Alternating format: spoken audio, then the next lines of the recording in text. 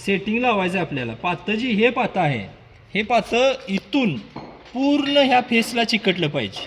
हे जर चिकटून चाललं तरच पात्याला म्हणजे सेटिंग लागलं आहे असं समजावं. आता सर्वसाधारण सेटिंग जर लावायचं जर म्हणलं आपल्याला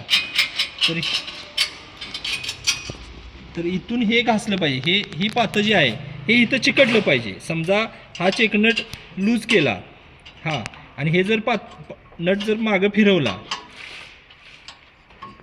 असा मागं फिरवला तर हा पात्या आणि फिक्स ब्लेडमध्ये गॅप तयार होतो.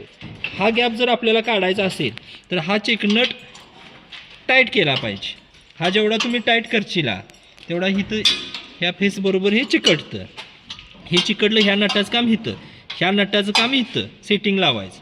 हे जर इथं आता इथं थोडं जास्त आहे. आता समजा हा चेकनट लूज केला, हा थोडं टाईट केलं, लूज केला की हे पातं इथं लूज झालं.